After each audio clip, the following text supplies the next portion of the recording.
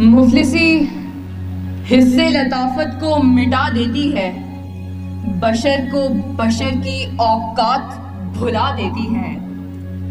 آؤ اس ماں کی زبانی بھی کوئی بات سنے، روز بچوں کو جو بھوکا ہی سلا دیتی ہے۔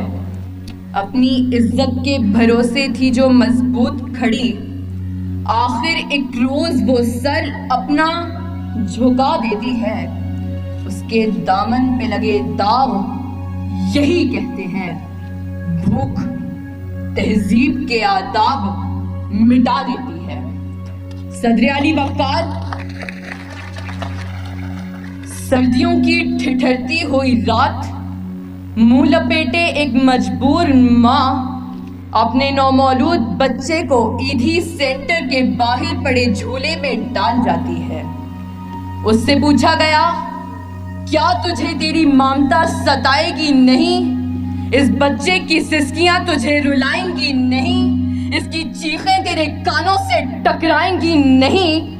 تو کپ کپاتے ہوئے ہونٹوں سے جب مجبور ماں یہ جواب دیتی ہے کہ میں اپنے پیٹ کی بھوک تو برداشت کر سکتی ہوں، مگر اس بچے کا بھوک سے بلکنا مجھ سے دیکھا نہ گیا، تو اس پر یہ کہنا بجا بنتا ہے کہ خاک میں ماں کی محبت کو ملا دیتی ہے، بھوک تہذیب کے آداب مٹا دیتی ہے۔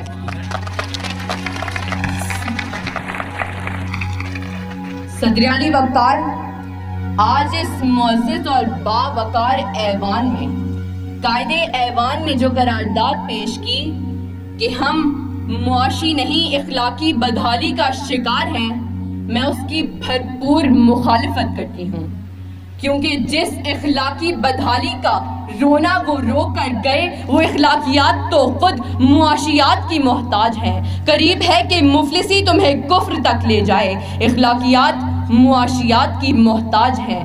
آئیے دلائل سے بات کرتے ہیں۔ روٹی کے چند ٹکڑوں اور قابل گزارا دودھ کی قلت سے تھر پارکر میں دم توڑنے والے مجبور بچوں کا اصل مسئلہ اخلاقیات نہیں معاشیات ہے۔ اسی شہر لاہور میں غربت سے تنگ آ کر بشرا نامی خاتون اپنے 2 معصوم بچوں کے ساتھ چلتی ہوئی ٹرین سے ٹکرا جائے تو اس کا اصل مسئلہ اخلاقیات نہیں معاشیات ہے۔ زرد چہرہ، آنکھیں اندر کو دھسی ہوئی اور بڑھاپے کی وجہ سے پورے جسم پر جھریاں لیے نشتر اسپتال ملتان کے باہر فقط 2 کلو آٹے کے عوض خون بیچنے والے بوڑھے کا اصل مسئلہ اخلاقیات نہیں معاشیات ہے۔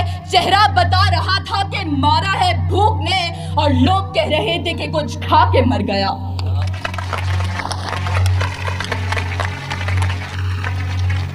صدر علی وقار تنگ دستی، بھوک اور ابتر معاشی حالات اعلیٰ اخلاقیات کی ضد ہیں۔